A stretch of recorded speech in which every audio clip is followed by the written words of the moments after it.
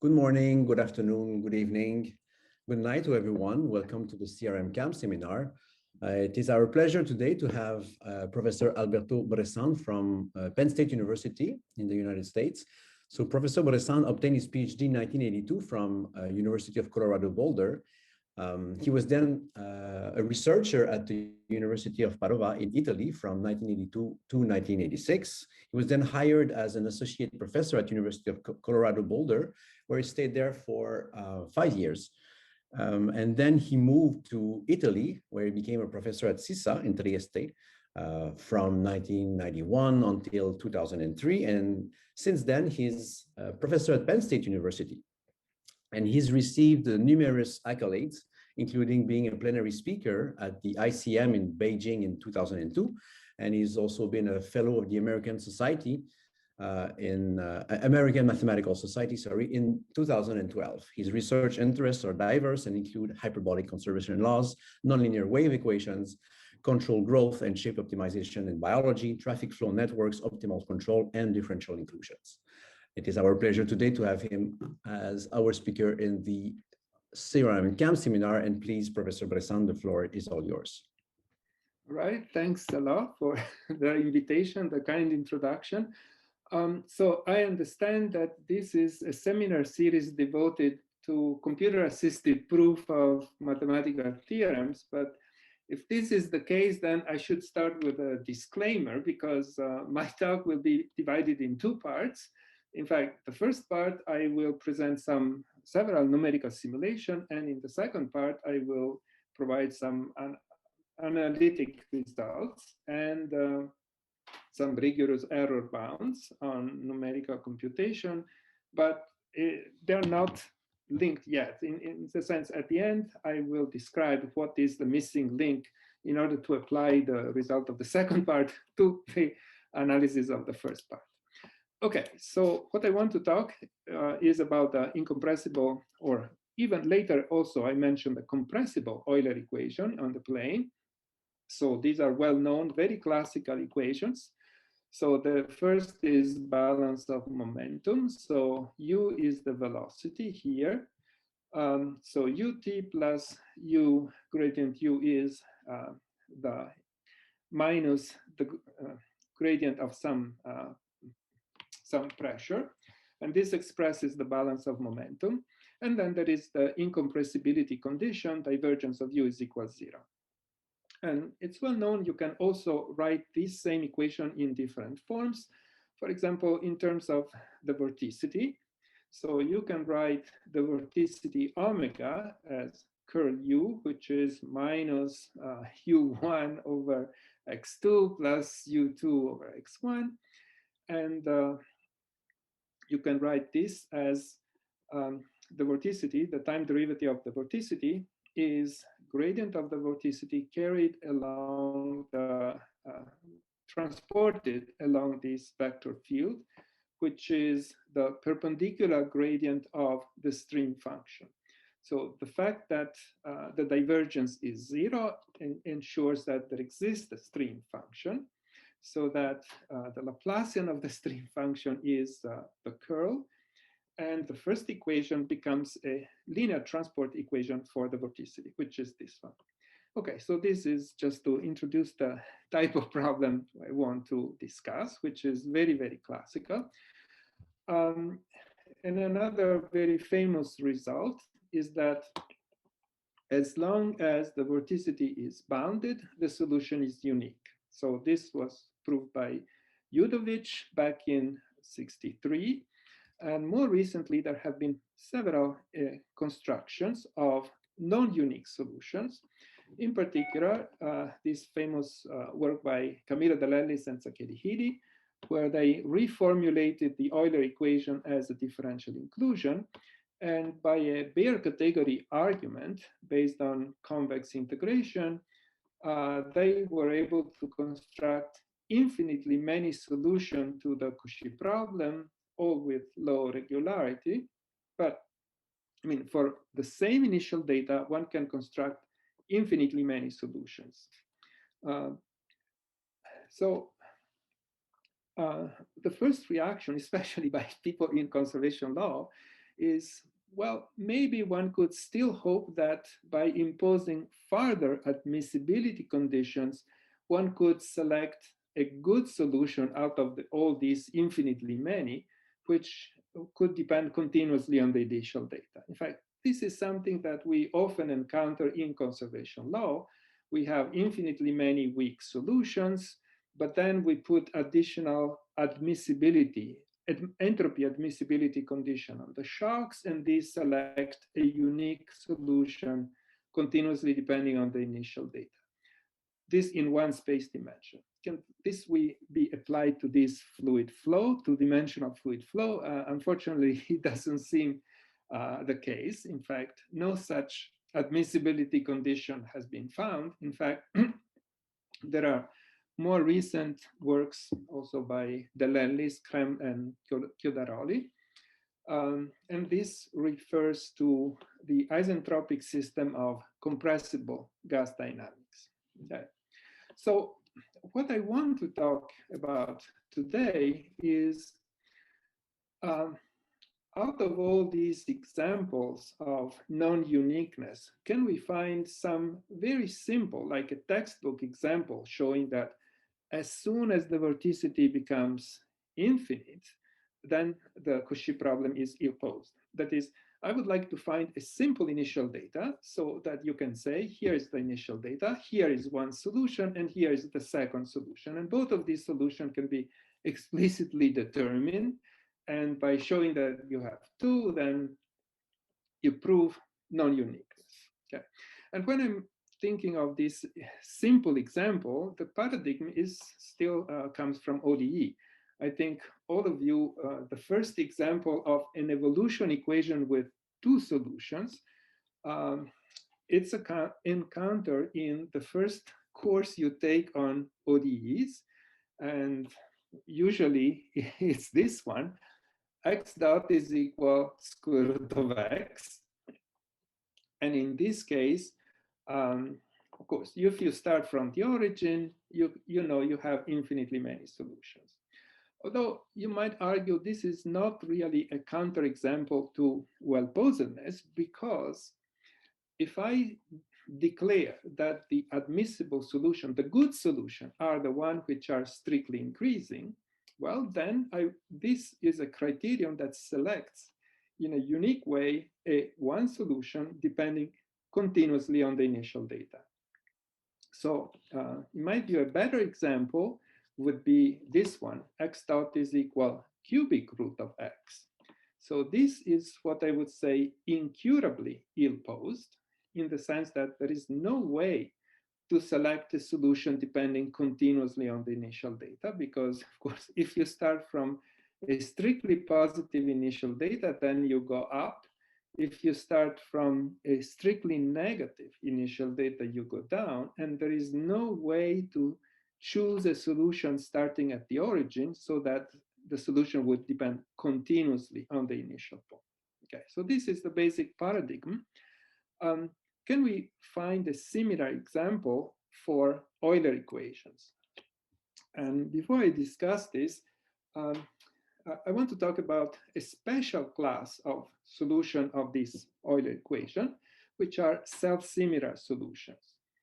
So once you take a scaling parameter mu, here it's convenient to take bigger than 1/2 to ensure integrability. So we make this rescaling. Instead of the space variable x, we introduce a new space variable y is equal x over t to the mu. And we look for solutions which have this particular form. So u of tx is t to the power mu minus 1 times some function of u of y. So a function of x over t to the mu. And then if x is this, then the vorticity will have this form. So the vorticity of tx would be t to the minus 1 times some function of x over t to the mu. And the stream function would be psi of tx would be t to the 2 mu minus 1 times some function of y, x over t to the mu.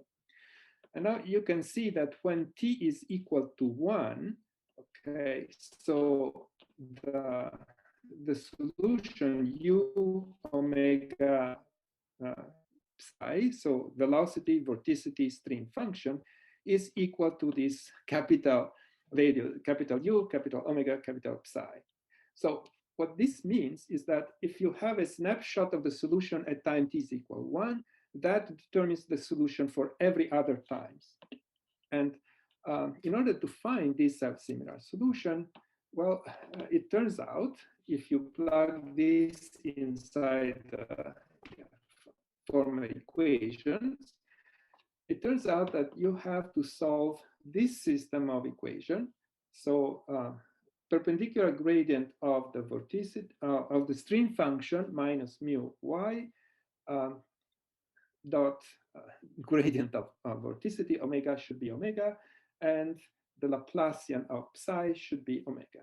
Okay, so if we can find a solution of this system, this is a stationary system of equation without time, then we plug it in here and we get a self-similar solution. Okay. An important thing is, what are the corresponding initial conditions for this self-similar solution?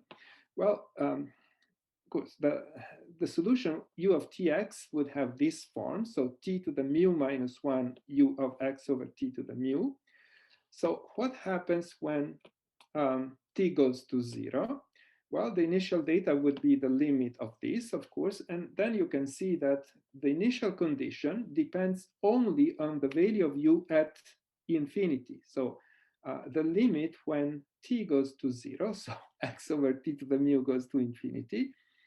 So in the end, turns out that the initial data must have this particular form. So u bar of x is the norm of x to the power 1 minus 1 over mu times some function that depends only on the unit vector in the direction of x. So this is a function of an angle. Okay, so that means that in polar coordinates, the initial velocity of a self-similar solution has the form u of r theta is a power of r times the function of theta. So it's kind of decoupled. Okay. And another important observation, if you want to find two solutions for the same initial data, how should you do that? Well, you need to find two distinct solutions of this stationary system here that have the same asymptotic behavior when x goes to infinity, because it's only the behavior of this at infinity that determines the initial data. Okay, so if we want to construct two solutions for the same initial data, we have to find two solutions of this nonlinear stationary problem with the same asymptotic behavior. Okay, so how can we construct two solutions with the same initial data? So what kind of initial data can we choose? And turns out that this can be rather simple. So it is an initial data of this form. So the initial vorticity will have the form r to the minus 1 over mu. So it's, of course, a negative power of the radius. So that means that the vorticity will go to infinity as r goes to 0 times an angle, phi of theta. And we make the support so that the angle is rather small. For example, this would be a typical example. We put the vorticity 0 outside these two wedges and positive inside these two wedges. And in fact, it will go to infinity as we approach the origin.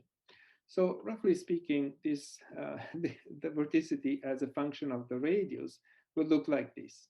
Okay. Now, why do we expect this initial data to have two distinct solutions? Well, because if we can approximate this initial data in two different ways and get two different limits. So the idea is this: you fix an epsilon, and on this small disk of radius epsilon, you put it to be constant, equal to epsilon to the minus 1 over mu. Here, this is one example. So instead of going to infinity, we make it constant, equal to epsilon to the -1 over mu. In this second case, we put it to be 0 in this central disk. And then what happens is that if we put a lot of vorticity in the middle, as time goes on for positive times, this vorticity will tend to mix, or these two wedges will rotate together and form a single spiral.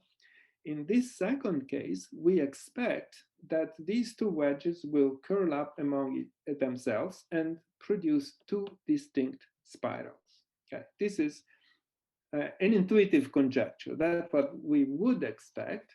So now I can show some numerical simulation, in fact, doing in this direction. Okay, so this would be a plot choosing the vorticity to be large in the central disk. So in the central disk, for x less than epsilon, we put a constant vorticity, pretty big, so epsilon to the -1 over mu. Of course, when epsilon goes to 0, in both cases, we get the same limit of the initial data.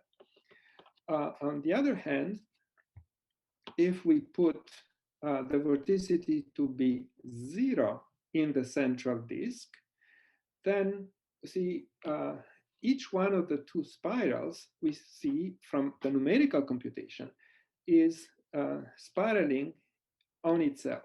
So we get two spirals which are separate, while previously they mix into one single big spiral. Okay, these are numerical computations. We also did another numerical computation for vorticity, which is bounded. So the difference here is that the initial vorticity is just a function of theta. So I'm not taking r to a negative power 2 times a function of theta. So in this case, the vorticity is bounded. So in one case, we put it is equal 1 in the center, and the other case, we put 0 in a small disk. And according to Udovich theorem, we should get the same picture. And in fact, that's what we do get. The only difference is that here you have a tiny bit of vorticity in the center, and here you have 0 vorticity. Okay, but as the radius of this tiny disk goes to 0, you get the same limit. And that's fully in accord with Udovich theorem. I can present more simulation. What happens if you change parameter values? For example, if we put the vorticity on a bigger wedge, okay, so here the support of the vorticity becomes very large. And in this case, even if we cut out a small disk, so we put no vorticity in the middle, then we still would expect that these two wedges will wind up into a single one. So we would find a single spiral. On the other hand, this is yet another example where the exponent alpha is 1 over mu is small. So what does it mean? It means that as we approach the origin, the vorticity goes to infinity, but rather slowly. So there is not much vorticity in the middle. So in this case, each wedge we expect it will curl up on itself. So we should find two wedges, even if we put some non-zero vorticity in the center. Okay. Okay, so here are more simulation in that direction. So these are the two cases where we put no vorticity in the center and still some vorticity in the center. And in both cases, we see that the two spirals wind up, or the two wedges wind up together in one single spiral, as expected. In another case, this is the case where the vorticity grows too slowly close to the origin. And in this case, we see that we have two separate spirals in both cases. So again, it looks like in this case, we still have uniqueness. And as epsilon goes to 0, it approaches the same limit in both cases. Okay, so this non-uniqueness apparently, in fact, is something that we see, but in a certain range of parameters, not always. Okay, as it seems quite natural. Now I want to say, to show some more recent numerical simulations. These were done for the system of compressible isentropic gas dynamics. So all the previous ones were done for incompressible fluids. Now we want to see if a similar thing happens for compressible gas dynamics. And this makes sense in the sense that if there is no viscosity, then the vorticity is just passively transported along the flow. So you would expect a similar phenomena of non-uniqueness also for isentropic gas dynamics. But,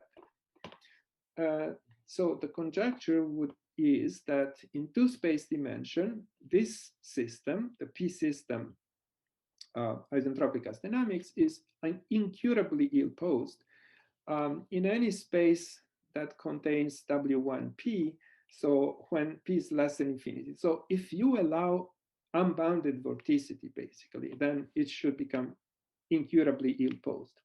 And the idea is the same, approximated with smooth data, and near every smooth data, you can put some small perturbation in W1P with the vorticity, where the vorticity is supported in a region like this on two wedges. And we expect this type of initial condition to yield two distinct solutions in the limit, because you can approximate this in two different ways. One, you put some vorticity in a small disk of radius epsilon, and then let epsilon goes to 0. And this should yield one single spiral, because these two wedges should wind up into one single spiral. Or you pull apart these two wedges, and as soon as they are a little bit apart, each one of these two wedges will curl up on itself and form two distinct spirals. So these are more numerical computation. These were done by Yi Zhang. She's a former student of Hailiang Liu.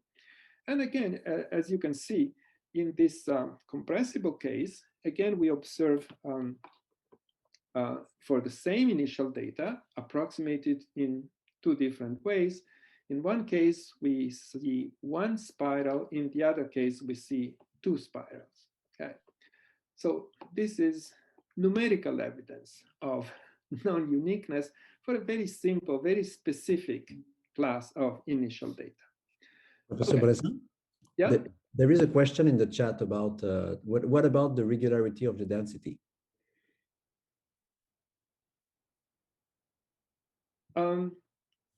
No, here, the density, well, the initial density, you can take it constant. It's the vorticity, the main thing that really changes. But of course, if it's compressible, the density does change a bit. But the important thing I would remark is that you do not see shocks. Okay, so the velocity is Hölder continuous. I mean, usually we study compressible Euler flow studying shocks. That's the most interesting thing that people study in this field. But for this type of equation of this solution, in fact, you don't need to produce a shock to produce non-uniqueness, at least according to this simulation. So everything is continuous, right? The velocity is continuous, of course. Hölder continuous in this case. Yeah. Okay, so this concludes the first part of my talk. Now I want to discuss more analytic, more theoretical aspects. So how can we transform this numerical simulation into a rigorous mathematical statement? So what we would like to say is that there exists an exact solution, which is very close to the one that I've showed you in all the previous pictures. Okay. So what are the main difficulties? Well, first is that the solution is defined on an unbounded domain. The real solution is a self-similar solution. And of course, the numerical simulation only covers a bounded domain. And the second difficulty is that the solution is not smooth everywhere, but it's only, well, if you look at the velocity, that is only Euler continuous near the center of the spiral. So there is this lack of regularity, so you cannot use the standard error estimate for smooth solution of PDEs. Okay, so the idea is to make a domain decomposition method. That is, so we have two types of solution. One is where you have one single spirals, and another case where you have two spirals. In the case of single spiral, the solution is C infinity everywhere, except at the center, at the origin. In the case of two spirals, the solution is C infinity everywhere, except at 2 points, the center of these two spirals. So the idea would be to construct the solution analytically on an external domain, given asymptotic condition as x2 goes to infinity. So first, the solution on this outer domain can be constructed analytically, and that's what I'll show you next. Then we have a solution that can be constructed in the center, very close to the singularity. Again, this can be constructed analytically. And then there is a solution in the middle, and we don't have any analytic formula or approximation on this. And in this intermediate domain, dm, we expect to construct the solution numerically. Okay, and then of course we have to match the three solutions by matching conditions. Okay, so let me first describe the solution on the outer domain. So outer domain means a domain, the set of x in R2 with outside the disk of radius r. Okay, so what we have to find here is a solution to this system of equation. This is a stationary system describing this self-similar solution. So you can think of omega as the vorticity and psi as the stream function of the original solution at time t is equal 1. So if you construct it at time t is equal 1, and if it's self-similar, you have constructed it for all times t. So you want this solution satisfying a certain number of boundary conditions. So you see, you have to solve this Laplace equation on this domain here. So you have to assign the vorticity on the circumference of radius r. So when the radius is r, you assign the value of the vorticity. And then we want to assign the asymptotic value. Sorry, I meant the stream function along with radius r. And then at infinity, we want to assign the behavior, the limiting behavior of the vorticity and the stream function. It turns out that this can be done. In fact, it has a unique solution, but provided that this asymptotic condition satisfies this compatibility condition at infinity. So the asymptotic value of the vorticity and of the stream function must be tied, related by this identity here. Okay. If this is true, then we can construct a solution of this. And well, let me say, we can construct this if R is big enough. So here,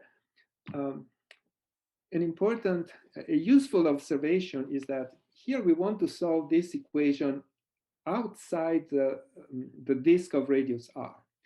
But we can rescale it and solve the same thing outside the disk of radius 1.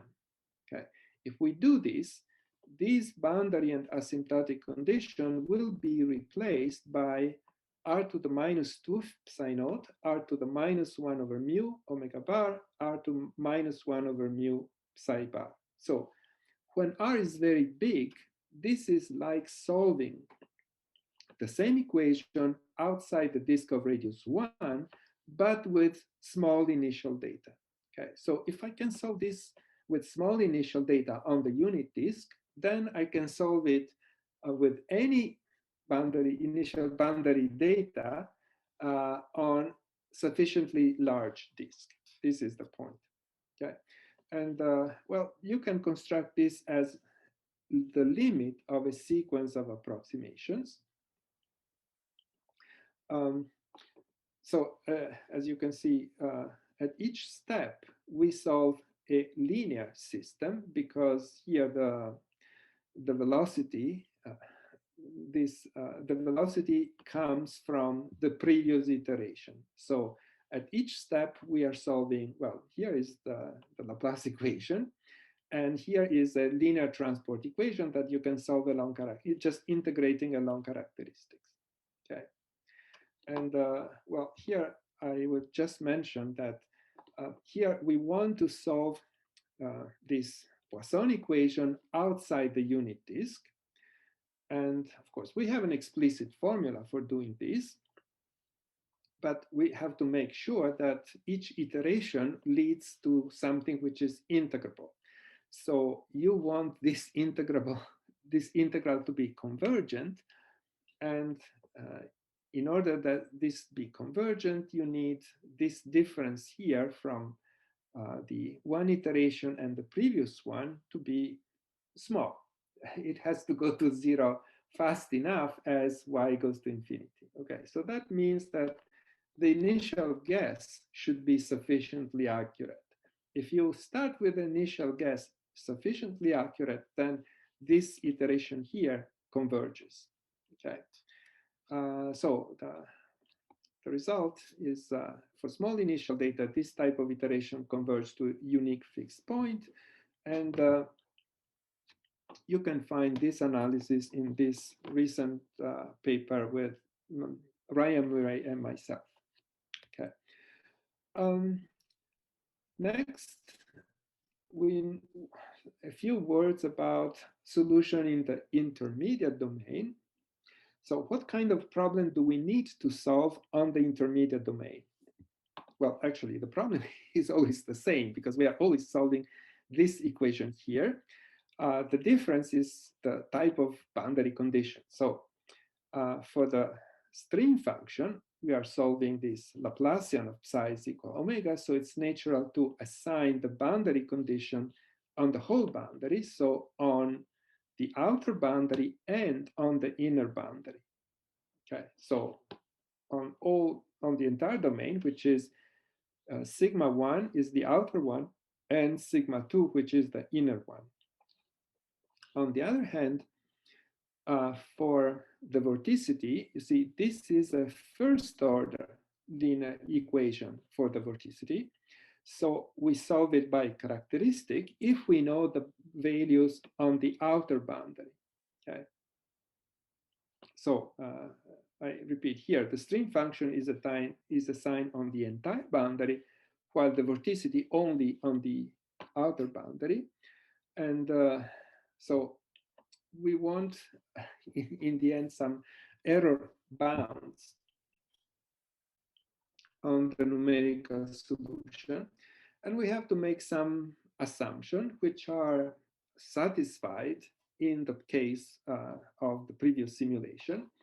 So what we need is that for every point on the outer boundary where contained in the support of the vorticity, then first of all, we want that this pseudo velocity vector, so that's the tangent to the characteristic curves, these are strictly inward pointing. So to solve our equation, we have to solve this first order PDE along characteristic. And we are assuming that in the region which contains the support of the vorticity, these characteristics are strictly inward pointing, and they remain inside D until it reaches some other boundary point, typically in the interior boundary. So this would be the case where you have two spirals. So you have two holes.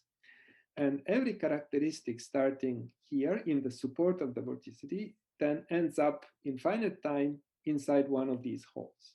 Okay. And this time t where it exits is uniformly bounded. Okay. And that numerically it's verified a posteriori. Okay.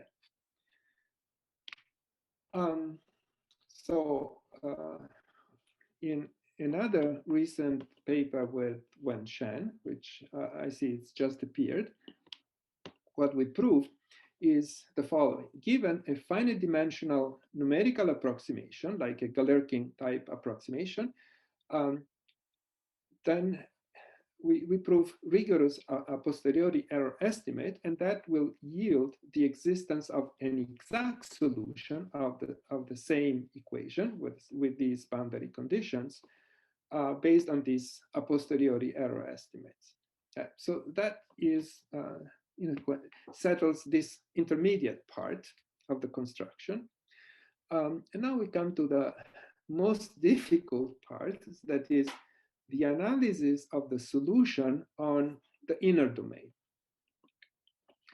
So point is that in the center of the spiral, the solution is highly irregular. So we do not have any good error bound on the numerical approximations. Okay. So we have to construct this solution analytically, at least in an approximate way. And this, in fact, has been done by Volcker-Elling. So what we do is construct the solution using a set of adaptive coordinates.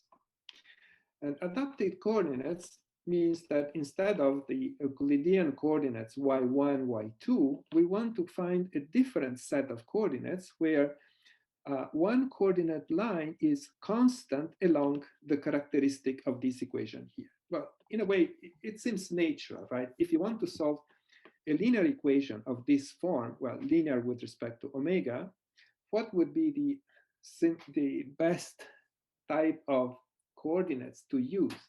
Well, you choose a set of coordinates where the integral curves of this vector field here, q, gradient perpendicular of psi minus mu y, is constant. Okay, and then another coordinate, whatever. Okay. So for convenience, we call q, this is the pseudo velocity, and the integral curves of q, which are depicted here, this is a picture from a paper of Volcker-Elling, these are called pseudo streamlines. So what we want to do, following Volcker-Elling, is to rewrite this equation here, this system of equation, in terms of a new set of coordinates. And one of these coordinates will be constant along these pseudo streamlines. Okay, so let me describe how do you construct this new system of coordinates. So you have the Euclidean coordinates y1, y2, and you want to construct new coordinates beta phi, so that this phi will be constant along each one of these pseudo streamlines, so each one of these spirals. So how do you construct this? Okay, so you give me a beta and a phi, and then I give you a point y1, y2 in the plane. Okay, well, or in this disk. How is this constructed? Well, first of all, given phi, you look at the point on the circle of radius r with angle phi. So that would be this point here. Then once you are here, you move along the spiral until you have covered an angle of amplitude beta. Okay, so from here to here is phi, and then you move along the spiral until you cover this second angle is beta, And you reach a point on the spiral, and this point you call y of beta phi. Okay, so given two angles beta and phi, you get a point in the circle, which is the point y, y1, y2. Okay. Of course, this works if these pseudo streamlines are indeed spirals, and they spiral in this way, because if they were arbitrary curves, of course, it would not make any sense. Okay. So the next step, once you introduce a new system of coordinates, is to rewrite your system of equation with respect to these new variables. And that takes a lot of work, but this was achieved by Volker-Elling, indeed. So you start with a system which you could write as a single third order equation, which is this one for the stream function. And you rewrite this in terms of the new set of coordinates. So here are the coordinates y1, y2, and here are the coordinates beta and phi. And it's useful also to consider var phi, which is the combination of these partial derivatives. So derivative with respect to beta would be derivative in this direction, derivative with respect to var phi would be derivative in this direction. Okay. So this equation here, it seems quite intimidating. In fact, you might wonder, have we made any progress starting from this nicer third order equation and getting this horrendous equation down here? Well, there is some progress in the sense that if you look at in the y coordinates, you get something which has a very nasty singularity at the origin, while the hope is that if you work with these coordinates, these are defined on this strip here, infinite strip, we expect to get some globally smooth solution. In fact, this and this would be a way of resolving the singularity. Okay. Now, point is, what can we do really out of this monster equation here? Well, what Volker-Elling has done is construct solution by a perturbation argument. That is, you start with solutions which are radially symmetric. Well, of course, that's easy to find because these are found by just solving an ODE. And once you find this radially symmetric solution, you try to find solution of the original highly non-linear problem by linearization. Okay. So I want to solve, to find a general solution as a radially symmetric solution, which I call psi naught, plus a perturbation. Okay. And this perturbation turns out that satisfies this, it's a third order non-homogeneous linear equation. The beauty of this, which was noted again by Volker-Elling, is that this equation here, if you look at the third order terms, which usually are the nastiest one, well, you can write this as a composition of three first order operators. That's great because then you can solve it, because if you want to invert this equation here and solve for y, you can invert the first, then the second, then the third operator. I mean, inverting a first order operator is easy, while inverting a third order operator is a nightmare. Okay, but since this factors so nicely, you can solve it. Okay, to make a long story short, what Volker-Elling has achieved is that by a perturbation argument, one can construct solution of this equation here, which is equivalent to this equation here, for data which are sufficiently close to radially symmetric.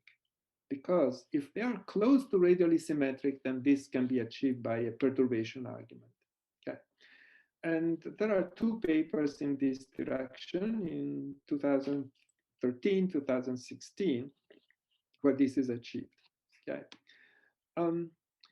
Now, in our case, well, we want to construct solutions which are far away from radial symmetry. In particular, we want to construct solution like this, okay, like a single spiral, where, well, you might argue that close to the center, it looks almost radially symmetric, but if you look far away, it's very far from radially symmetric, because over here in the tail, there is some vorticity, and in this region here, there is no vorticity at all. Okay. So what you find in Elling's paper are solutions which are close to radially symmetric in the sense that they are periodic of an angle 2 pi over n large. So that means that if you rotate your solution by this very small angle, 2 pi over n, then you get again the same solution as before. Okay, and that, of course, when n is very large, this means that it's close to radially symmetric.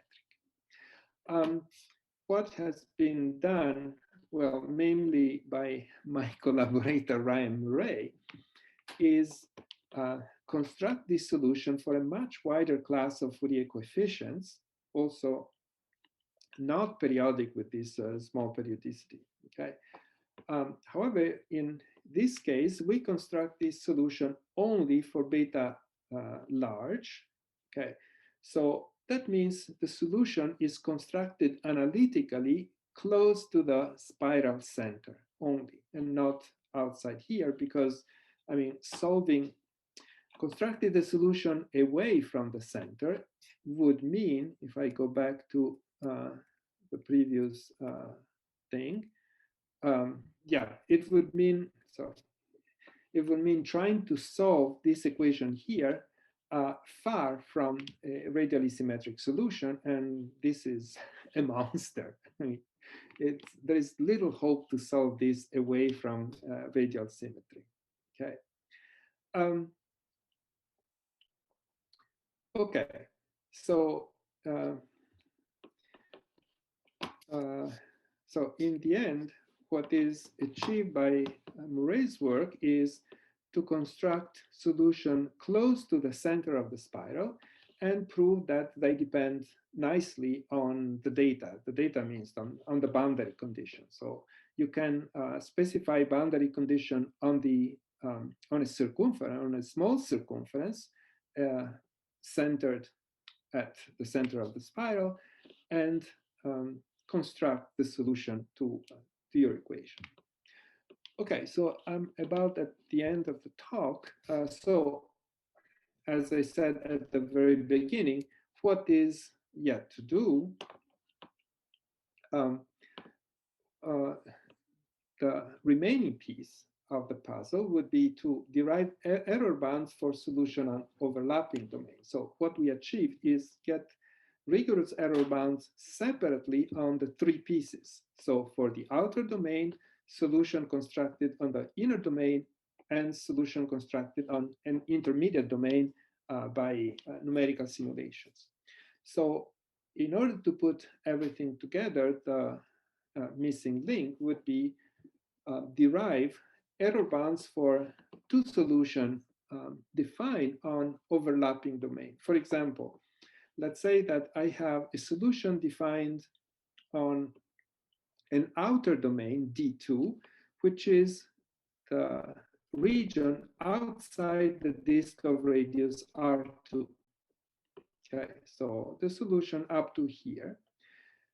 Then I could use the boundary value or the values of this solution on some circumference of radius R1, so this bigger circumference here, as boundary values for a solution constructed on the inner domain, D1.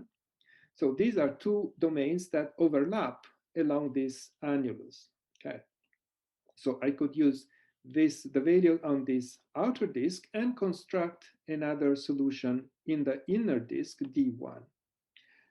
Well, then I could check how the value of this solution compare with the boundary value I gave in first place on the interior disk, on the interior circumference of radius R2. Okay, so this would give a new set of boundary condition for the outer domain. Okay, so the point is that if these conditions that I found are not too far from the one I started with, then I want to prove that there exists an exact solution defined on the whole plane. Okay, so if I have these two solutions constructed separately on these two overlapping domains, and here overlapping means that R2 is smaller than R1, okay? And in the end, by looking at how well they match on this intermediate set, so on this overlapping domain, one needs to estimate the error from an exact solution and prove that there exists an exact solution defined on the whole plane that's close to these two approximate ones. Okay, I think I can stop here. Thanks for the attention. Yes. Thank you very much.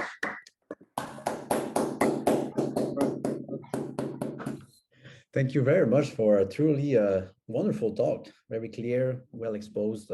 Thank you very much, Professor Bressan. Are there any questions or comments?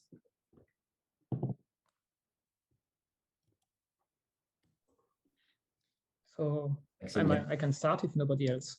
So yeah, thank you very much for the talk. If you just go back at the very last slide you showed, I didn't quite understand why you need the domain to overlap. Is the issue that you don't have the error up to the boundary, only in the interior of the domain, or why exactly do you need the overlapping thing here? Well, you could do also without overlapping. You see, assume that I have two solutions of this system here, one on an outer domain and the other on the inner domain. Okay, so what kind of matching condition would I need? Well, omega satisfy a first order. So if they match, if just the value of omega from outside coincides with the limit from inside, they coincide, then it's fine. On the other hand, psi satisfies a second order equation. Okay, so I would need that the value of psi, the limit from inside and from outside, they coincide, but that's not enough. I should also impose that the normal derivative coincides. Okay, I could do this. Yeah, you certainly could do this. Another possibility is if you don't want to match the first order derivative, which, I mean, if psi is something numerically computed, then you should also compute the numerical gradient, which might be a bit annoying and lose accuracy. You could, in alternative, just take a overlapping domain, and then you would just need that.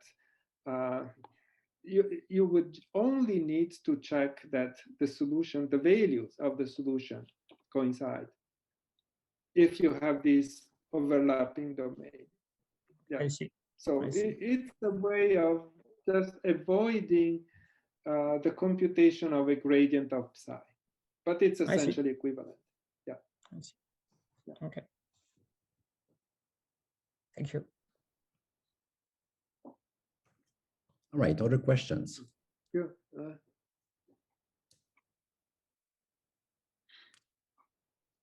Yeah, actually, I have one. So the inner domain computation that you said that you had some rigorous a posteriori estimates that you developed for the solution inside, and these estimates are not. I mean, do they yield naturally to numerical methods, or that's purely abstract?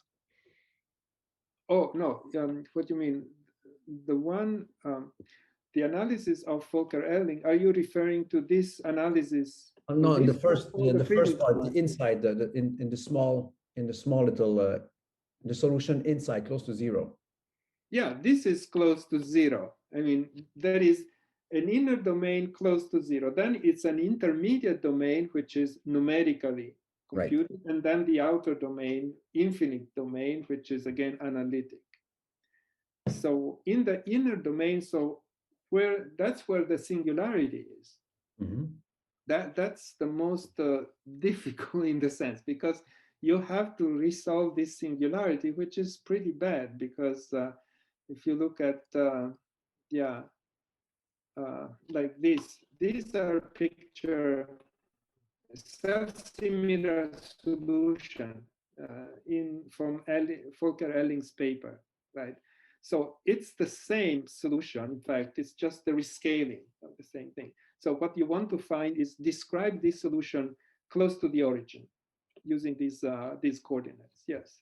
So what you can do is just show that solution exists, and you have some continuous dependence on the boundary value outside. Yes, this we have.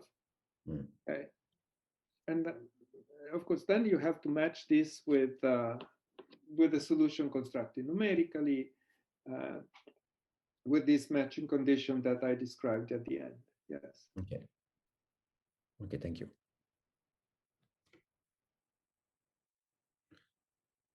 Other questions? I mean, I still have some if nobody else. Yeah, go on. So, but the intermediate domain is this rigorous a posteriori estimates. Yes. I mean, so how can I ask this? So how general is this? I mean, what kind of properties from the equation are you really using, and what is could you do something? It's quite specific in the sense that I mean, we are solving this very specific system, of course. So the second is Poisson's equation, and the first is, well, if you look at from the point of the vorticity, this is a linear transport equation. So once I know psi, we are given omega on this outer circumference, the outer domain, and then essentially we have to integrate this ODE along this characteristic, right? And that gives omega along this characteristic. Then you plug this here, you take the inverse Laplacian of this, and this gives you psi, and psi gives you this vector field. Okay. So of course, it's very particular problem, and you need to find numerical solution with a particular property, because see, on omega, we are assuming that the vorticity on the boundary, the data, is 0 on some part of the boundary and non-zero in some other part, because you have to think that you have two wedges, right?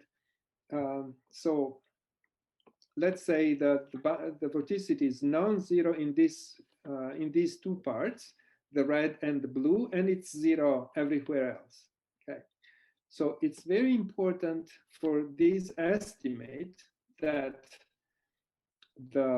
all the characteristic that starts on this part of the outer boundary where the vorticity is non-zero, that these characteristics exit in a whole infinite time, right? Because we have to integrate this along on a bounded interval of time. Yes. And then we can have a rigorous error estimate, because if the time interval were extremely large, then we don't have any good estimate, right? But this indeed is the case. Of course, if you have a topology like this, you can argue, of course, there must be some characteristic that never exit, in fact, right? Just by continuity. However, it's not a problem, because the solution is 0 here. So we don't care to integrate along these characteristics. Okay, so that's an important fact to get these these error bounds. So I would say it's a rather specific type of result, which is just tailored for this particular system and for this particular solution. where the characteristic exit from the domain within finite time. And that's something that you can check a posteriori, of course. Yeah. Okay, I see. And so how, for the specific numerical solution that you are interested in, are you expecting this to be, because as far as I understand, you have all the theoretical estimates, but you need at some point the error to be tight enough to match with the rest of the arguments. Yeah, in fact, that's what I said at the and so this is you have it already. This is not fun. I would expect that there are two types. You have to match it on this outer boundary, and then you have to match it on the interior boundary. I would expect that so far the matching on the outer boundary should not be a big problem because the solution is rather regular at infinity. On the inner boundary, we have not done this checking how complicated, because on one hand, you don't want this inner circle to be too small, because if you shrink this inner circle, then you have to capture this very complicated spiraling pattern with numerically, okay? And that will requires a lot of accuracy, okay? On the other hand, if you push this too big, then it's not obvious that you can solve this monster equation here on a domain where the solution is far from radially symmetric. Okay, so that one of the things that has to be evaluated more carefully.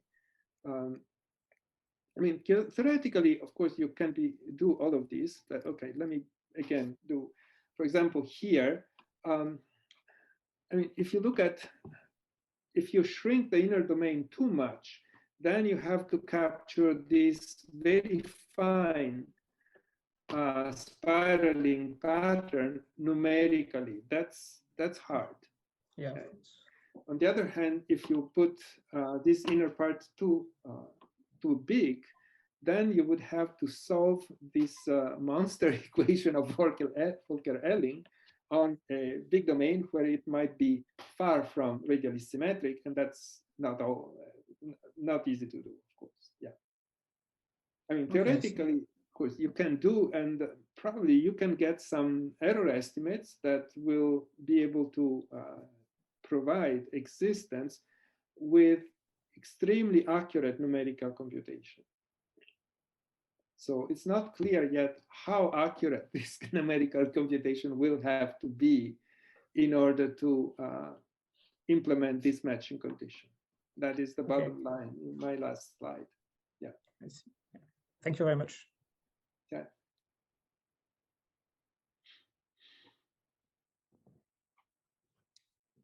Other questions? So the solution to be found on the pink annulus at your penultimate slide. So this numerically, that will have to be, I mean, I understand that you need to match and then that there's some work there, but the solution themselves there, so you will be solving characteristics, right? So there will be nonlinear ODEs? I mean, in the end, it's always the same equation that you want to solve, right? It's this system of equation here. So the second is the Poisson equation, and the first is a first order linear equation for omega, which you solve along the characteristics. That's right. The theory, right? Because this vector field depends on psi. So you solve psi from here, you plug it back, and then you find omega in this way. Yeah. Yes, but I'm just trying to think in terms of say we have some machinery to solve rigorously initial value problems, but now for ODEs, but now it looks like you have an entire, I mean, you have a boundary value problem from the outer to the inner, and then I'm just trying to see how numerically to set up the computer assisted proof. Do you have any strategy, like personally, like numerical strategy for solving this? problem, you would need to solve this equation here on a domain with a small, if you can do it with outside a disk which is sufficiently small, then it's good, because then in the interior, close to the center of the spiral, we know how to construct this solution analytically. Mm-hmm. Okay. But you need an efficient way to solve, let's say, numerically solve this one, getting sufficiently close, because when you're sufficiently close, the structure of this will be, well, spiraling, two spirals. Okay, so the integral curves of this vector field here will be spirals. Yes. So they are not very smooth. And as you get closer and closer to the center, these spirals are pretty bad, in fact. But each curve is a solution to an ODE, right? So each curve itself is kind of smooth and regular. Each one of these curves is solved this ODE here. Right. Now, I'm just trying to think of us, I mean, because we have ways to kind of propagate forward sets of initial conditions. Yeah, if I was to take a set like the red arc on your right picture, and propagate it the entire, forward it under the flow using some machinery that we have developed.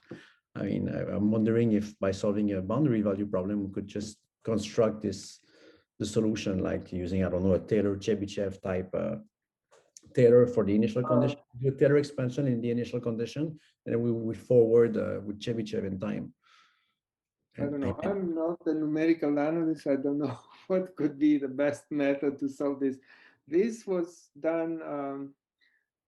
I mean, we were just considering general, like spectral method, very general Galerkin method. So not solving this by the method of characteristics, just some approximate solution and just look at the general regularity theorem about this, because, well, every time you solve this Laplacian Poisson equation, it regularizes. So you gain two derivatives from here, and you lose one derivative from here. So the solution is C infinity, in fact.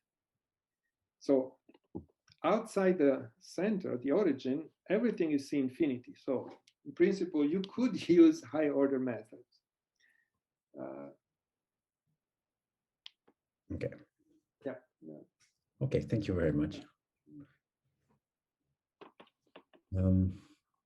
It's already 10 past 11. So are there any more questions? In the chat. Okay, well, if not, let me thank Professor Bressan once more. It was a great talk. Thank you very much. Good to bring new people and new faces in our seminar, and that was very good.